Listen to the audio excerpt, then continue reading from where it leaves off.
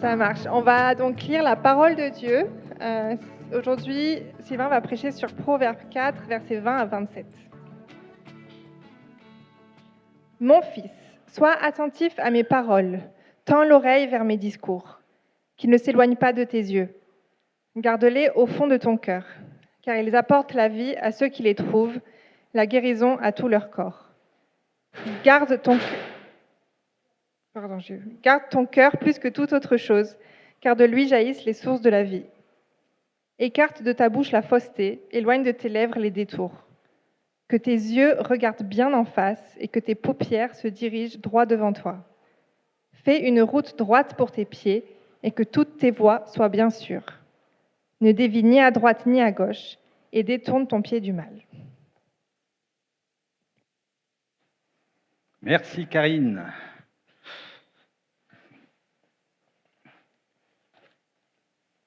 Donc on continue notre série estivale dans les proverbes. Et au départ, entre les anciens, on se disait de choisir un thème, une thématique dans les proverbes.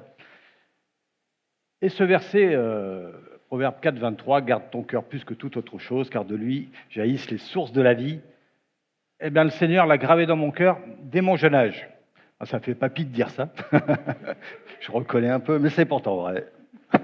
Et donc, spontanément, ce passage m'est venu à l'esprit, voilà, pour cet après-midi.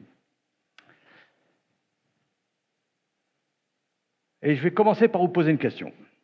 Maintenant, petit comité, on en profite.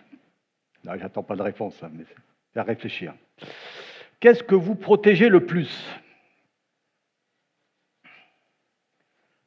Je vous laisse quelques secondes pour réfléchir. Alors, pour certains, je pense que peut-être leur maison. Avec la grêle, peut-être c'est votre voiture. Aujourd'hui, on protège nos comptes bancaires avec des mots de passe très, très compliqués. Nos téléphones sont verrouillés par de la biométrie. On installe des alarmes, des caméras, des pare-feux antivirus pour nos ordinateurs, etc. etc.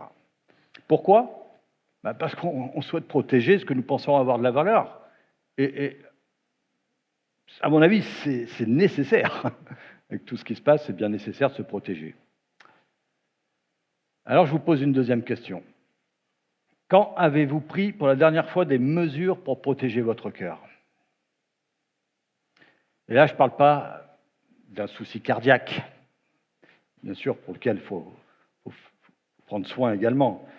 Non, je parle du cœur au sens de où la Bible en parle. Vos pensées, vos désirs, vos motivations, votre vie intérieure. Et on y pense, à mon sens, pas assez souvent. Et pourtant, Salomon nous dit dans ce texte, « Garde ton cœur plus que toute autre chose ». Pourquoi ? Parce qu'il dit ensuite, « De lui viennent les sources de la vie ». Autrement dit, tout ce que nous vivons à l'extérieur trouve sa source à l'intérieur. Et j'aime beaucoup le ton de ce passage. Parce qu'on voit que ce n'est pas un général qui donne des ordres, on voit que ce n'est pas un juge qui vient condamner, mais c'est un père qui, à plusieurs reprises, dans les chapitres, les premiers chapitres des Proverbes, on a déjà lu ça ensemble, on a déjà parlé. Ça marche, pardon. Je vais aller trop vite. Un peu de peine, ouais. Voilà. Si jamais je te fais signe, si ça bug. Donc un père qui parle à son fils régulièrement, Salomon dit « mon fils ». Et quand il dit ça, on entend toute son affection, son expérience, parce qu'il sait que son fils rencontrera des difficultés, des tentations, des déceptions, des choix difficiles. Alors en sorte, il lui dit « si je pouvais te transmettre une seule chose avant que tu poursuives ta route, ce serait celle-ci. Veille sur ton cœur, parce que toute ta vie en dépend. » Et il me semble que ce conseil est toujours actuel, parce que notre société nous répète exactement l'inverse. Elle nous dit, suis ton cœur, écoute ton cœur, ou encore, fais confiance à ton cœur. Eh bien, la Bible, elle ne dit jamais ça. La Bible, elle dit, garde ton cœur. Pourquoi? Parce que le cœur est précieux, mais en même temps, il est vulnérable. Le cœur est la source de toute la vie.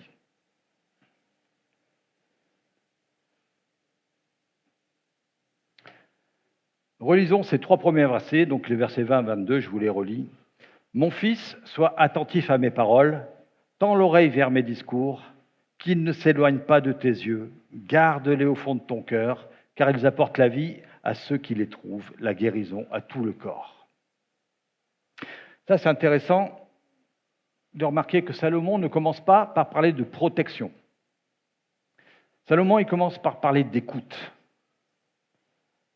Parce qu'avant de garder son cœur, il faut le nourrir. Parce qu'un cœur ne reste jamais vide. Chaque jour, il est nourri parce qu'il écoute. La vraie question, c'est pas « mon cœur est-il nourri ?» point d'interrogation. Mais la vraie question est « par quoi est-il nourri ?» Et bien sûr, les réseaux sociaux, les informations, nos inquiétudes ou la parole de Dieu façonnent progressivement notre cœur, notre manière de penser.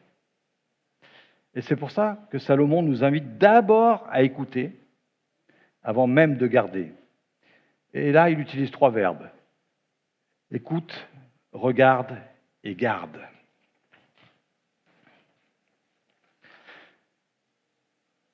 Trois sens, les oreilles, les yeux, le cœur. Et là, il ne s'agit pas d'une écoute distraite. J'espère que ce n'est pas le cas cet après-midi non plus. Il s'agit d'une parole qui descend dans les profondeurs de notre être. Et ça, en préparant aussi, je me suis posé pas mal de questions. Combien de temps est-ce que je laisse Dieu parler à mon cœur, comparé au temps que je laisse le monde parler à mon cœur? Et je vous confie que la réponse, elle n'est pas très confortable. On aime bien protéger notre santé physique, on fait attention à notre alimentation, on essaye de dormir suffisamment, on fait parfois un peu de sport, et c'est ok, c'est une belle chose. Mais est-ce qu'on prend le même soin, le même soin de notre vie intérieure? Et il y a beaucoup de versets qu'on connaît, que je vais citer cet après-midi, mais quand on pèse les mots, Jésus dira plus tard, « L'homme ne vivra pas de pain seulement, mais de toute parole qui sort de la bouche de Dieu. » Notre âme aussi a besoin d'être nourrie. Et j'aime beaucoup cette promesse du verset 22 qu'on vient de lire. La parole apporte la vie et la guérison. Elle ne nourrit pas uniquement notre intelligence. Elle rejoint nos blessures. Elle rejoint nos découragements, nos peurs, nos fatigues. Et elle nous ramène sans cesse vers celui qui est la parole vivante. Et dans l'évangile de Jean, vous connaissez ça aussi, Jean dit la parole, à savoir Jésus-Christ, est devenu chair. Finalement, quand on ouvre la Bible, on ne rencontre pas un livre, pas uniquement un livre. On vient rencontrer Jésus-Christ. Et plus notre cœur est nourri de Christ, plus il sera capable de résister à ceux qui cherchent à le détourner de Dieu. Salomon continue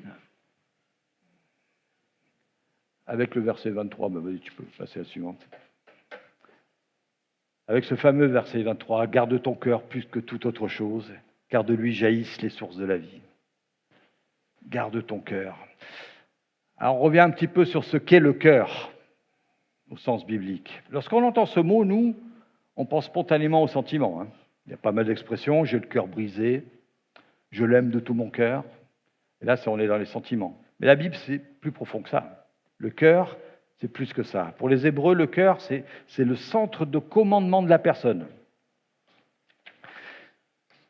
Parce que c'est là que naissent nos pensées, nos désirs, nos motivations, notre volonté et même nos décisions. Le cœur, c'est un peu le cockpit d'un avion. Les passagers ne le voient pas, mais c'est lui qui dirige tout le reste. Et si le cockpit est pris par quelqu'un d'autre, eh ben, je donne pas cher de votre voyage. Tout l'avion est en danger. Eh bien, notre cœur, c'est ce cockpit. C'est pour ça que Salomon nous demande pas d'abord de protéger notre réputation, pas d'abord de protéger notre argent ou même notre ministère. Il nous dit d'abord, garde ton cœur. Et il continue, garde ton cœur plus que toute autre chose. Et là, il met des priorités. Il y a beaucoup de choses importantes dans notre vie. Notre famille, notre santé, travail, notre témoignage, notre Église. Mais il dit, plus que toute autre chose. Autrement dit, s'il y a une chose sur laquelle tu ne dois jamais te relâcher ta vigilance, c'est celle-là. Pourquoi ? Parce que c'est une vérité que nous oublions souvent. On passe beaucoup de temps à gérer les conséquences et très peu de temps à gérer les causes. Je prends un exemple. Imaginons un arbre malade qui produit des fruits malades. Qu'est-ce qu'on fait ? On peut arracher les fruits, mais si la maladie est dans les racines, les prochains fruits seront identiques. Et je me suis vraiment reconnu dans ce texte. Parce que souvent, ou parfois, peu importe, tendance à vouloir régler les symptômes alors que Dieu veut toucher les racines. Je demande au Seigneur de changer mes circonstances alors qu'il veut d'abord transformer mon cœur. Et on essaye de changer les fruits, on essaye de changer nos paroles, notre comportement, nos réactions, nos habitudes. Mais Dieu travaille d'abord les racines. Il commence au cœur. Et c'est exactement ce que Jésus dira plus tard. Quelques siècles plus tard, il expliquera que ce n'est pas ce qui entre dans l'homme qui le rend impur, mais ce qui sort de son cœur. Salomon continue, garde ton cœur plus que toute autre chose, car de lui jaillissent les sources de la vie. Ah, c'est une belle image, cette notion de source. Imaginez une source de montagne. Si l'eau est pure, si la source est pure, toute l'eau qui va sortir et arroser, irriguer est pure. Si la source est polluée, tout ce qui suivra sera touché. Et Salomon dit, votre cœur est cette source. Si la source est polluée, tout ce qui suivra sera pollué. Nos paroles, notre manière d'aimer, notre façon de gérer un conflit, notre patience, notre générosité, notre manière de conduire, notre façon de répondre à notre conjoint, à nos enfants. Tout sera pollué. Et cette vérité, elle est parfois difficile à accepter. Quand je m'énerve ou je m'emporte, j'aimerais tellement dire « c'est à cause de lui ». Quand je manque de patience, c'est parce que j'ai eu une mauvaise journée. Quand je parle durement, tu m'as poussé à bout. Alors je ne dis pas que les circonstances n'ont pas d'influence, bien sûr qu'elles l'ont. Mais Jésus nous invite à aller plus loin. Et en Matthieu 12, 34, on lit ce que dit Jésus. C'est de l'abondance du cœur que la bouche parle. Autrement dit, les circonstances ne créent pas ce qu'il y a dans mon cœur. Au contraire, elles le révèlent. Les épreuves font la même chose, souvent. Elles révèlent ce qui habite réellement dans notre cœur. Et je dois vous confier aussi qu'en préparant cette prédication, je ne me sens pas au-dessus de ce texte. Au contraire, il m'interroge, il m'oblige à regarder et considérer mon propre cœur. Qu'est-ce qui l'occupe au quotidien ? Qu'est-ce qui prend le plus de place ? Mes inquiétudes ? mon besoin de contrôler les choses, mon orgueil, mes projets, etc., ou bien la présence de Dieu? Je crois que c'est une question que chacun de nous peut se poser ce soir. Et cette question, elle n'est pas là pour nous décourager, au contraire, pour laisser Dieu nous montrer avec amour ce qu'il veut transformer. Parce que Dieu ne met jamais le doigt sur une blessure pour nous humilier. Au contraire, il le fait pour nous guérir. Et c'est ici que l'Évangile devient une merveilleuse nouvelle. Parce que si Dieu me disait simplement « garde ton cœur », ben, j'arrêterai pas de répondre « j'essaye » ou « j'ai essayé, mais j'ai échoué ». Parce que qui d'entre nous peut dire qu'il a toujours gardé son cœur pur? Qui n'a jamais laissé entrer la jalousie, la colère, la convoitise, l'orgueil? Personne.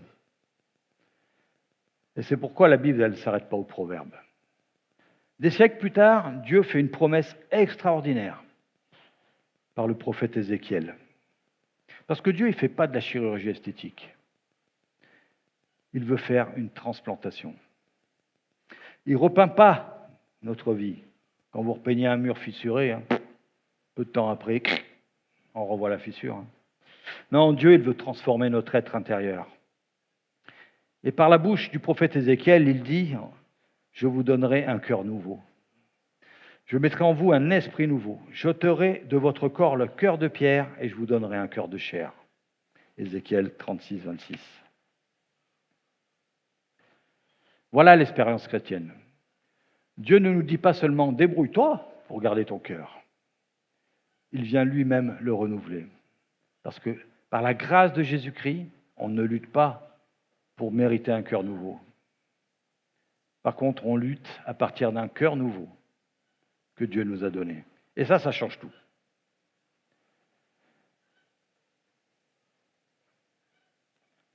Alors, si le cœur est source de toute notre vie, alors, je me suis posé la question, comment savoir si mon cœur est bien gardé?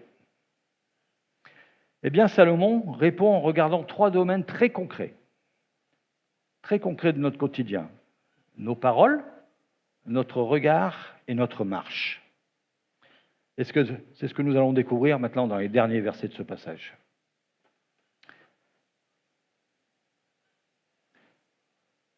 Et j'aime bien parce que c'est vraiment concret. Alors après avoir parlé du cœur, Salomon, il ne reste pas dans des grandes idées. Il descend dans notre quotidien.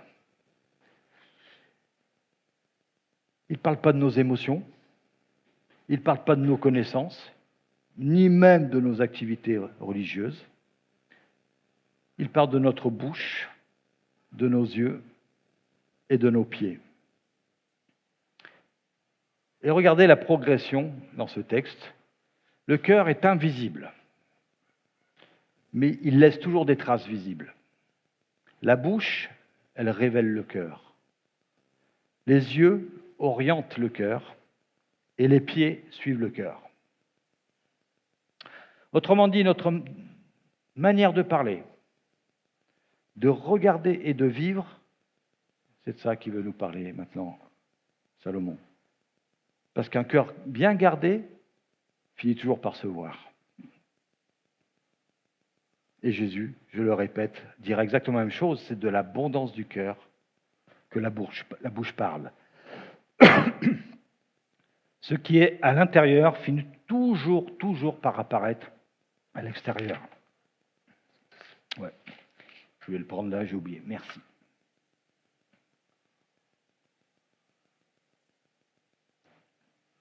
Alors d'abord, verset 24, il nous dit « Écarte de ta bouche la fausseté, éloigne de tes lèvres les détours. » La première chose que Salomon observe, c'est notre bouche. Et ça, c'est très parlant, sans mauvais jeu de mots. Il n'y a rien qui révèle plus notre cœur que nos paroles.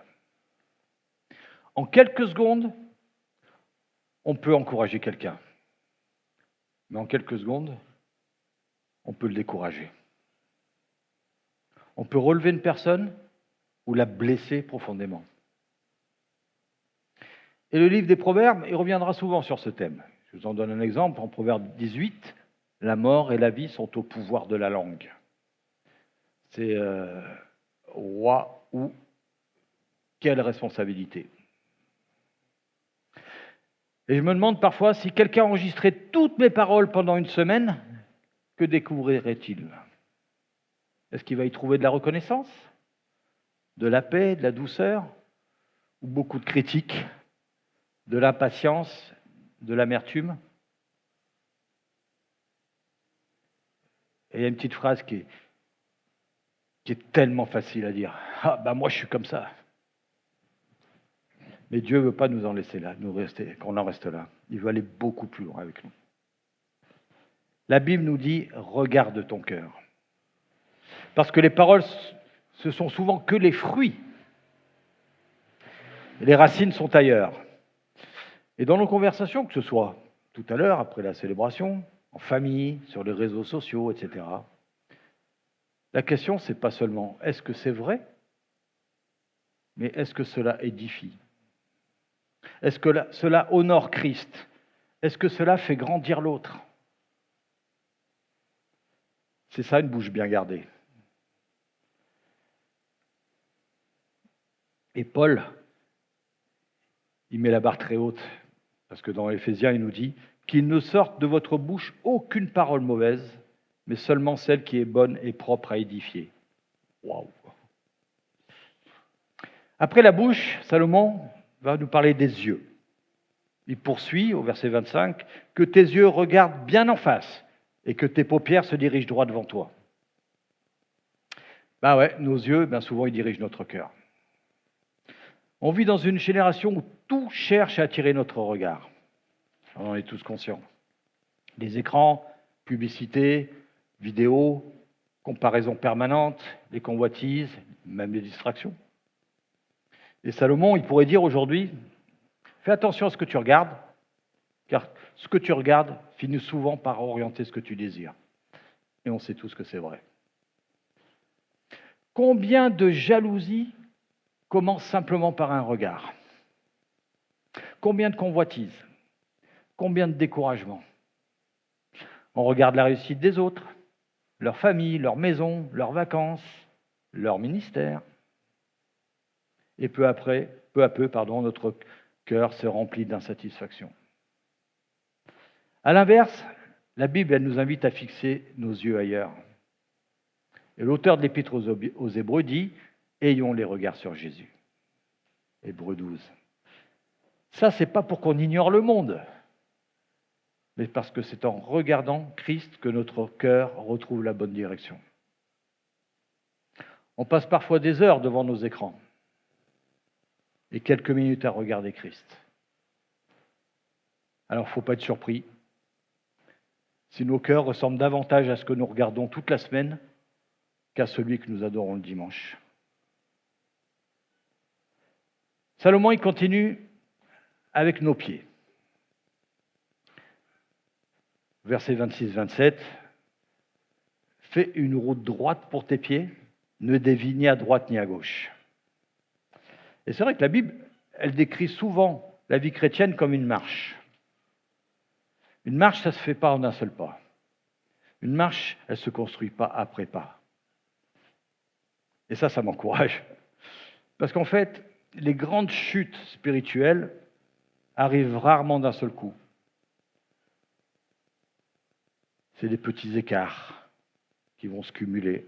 Un compromis, puis un deuxième, puis un troisième. Puis un jour, on se retourne et on demande « Comment est-ce que j'en suis arrivé là ?»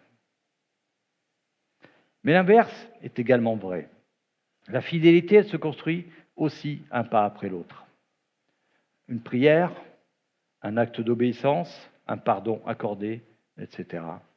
Parce que c'est Dieu ainsi qu'il façonne notre vie. C'est ainsi que Dieu façonne notre vie. Lentement, mais profondément. Et c'est là que l'Évangile devient indispensable. Parce que si nous sommes honnêtes, aucun de nous peut dire « mon cœur est toujours resté parfaitement pur ». On a tous laissé entrer des choses qui n'auraient jamais dû y trouver leur place. l'Évangile nous annonce cette bonne nouvelle. Jésus-Christ n'est pas seulement venu nous donner des conseils pour mieux vivre, il est venu nous sauver.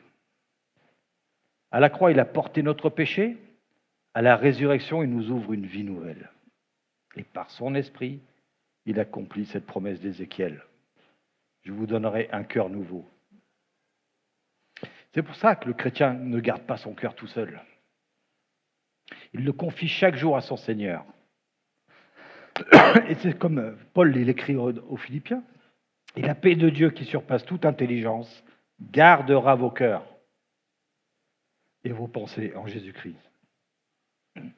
Et j'aime bien ce verset garder.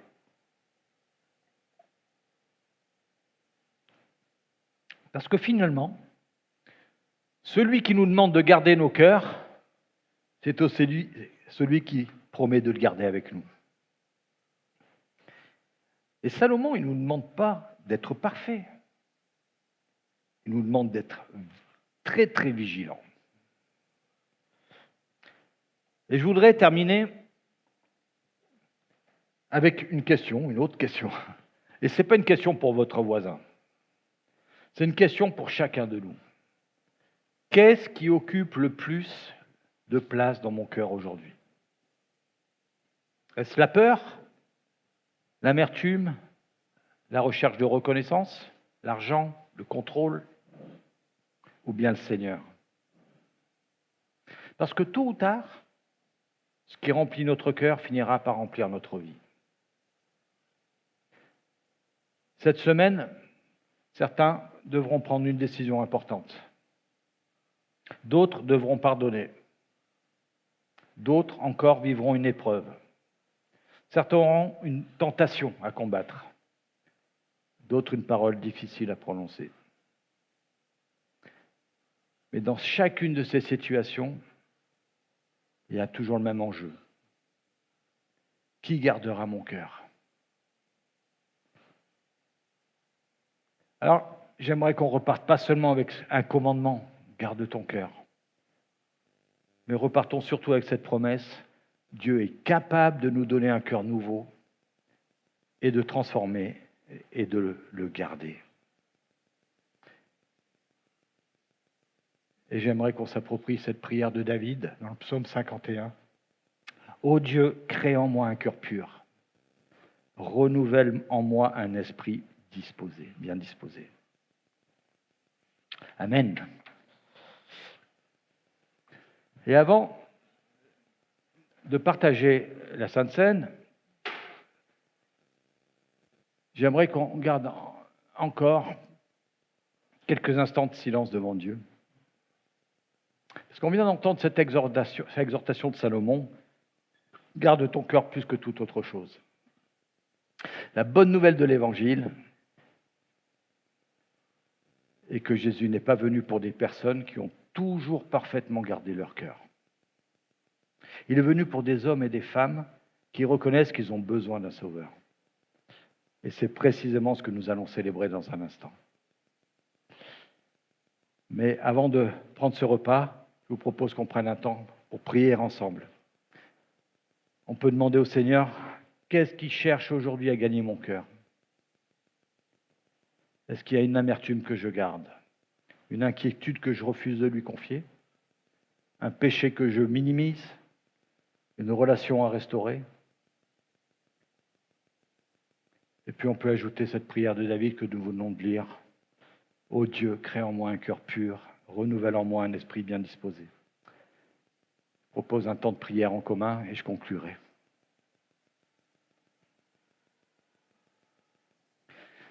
Seigneur, merci parce que tu connais notre cœur mieux que nous-mêmes. Merci parce que tu ne nous rejettes pas lorsque tu découvres nos faiblesses. Tu viens même les guérir.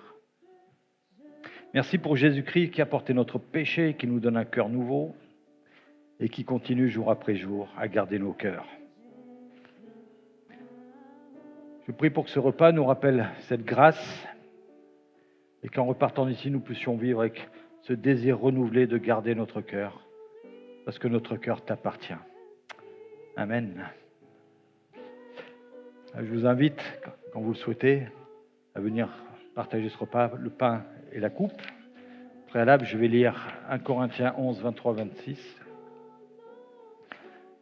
Voilà l'afficher. Ouais. Le Seigneur Jésus, la nuit où il a été arrêté, a pris du pain. Après avoir remercié Dieu, il l'a rompu et a dit, « Prenez, mangez, ceci est mon corps qui est rompu pour vous. Faites ceci en mémoire de moi. » De même, après le repas, il a pris la coupe et a dit, « Cette coupe est la nouvelle alliance en mon sang. Faites ceci en souvenir de moi, toutes les fois que vous en boirez. En effet, toutes les fois que vous mangez ce pain, que vous buvez cette coupe, vous annoncez la mort du Seigneur jusqu'à ce qu'il vienne. » C'est vrai, chaque fois que nous prenons ce pain et cette coupe, nous proclamons que notre espérance ne repose pas sur la qualité de notre cœur, mais sur l'œuvre parfaite de Jésus-Christ.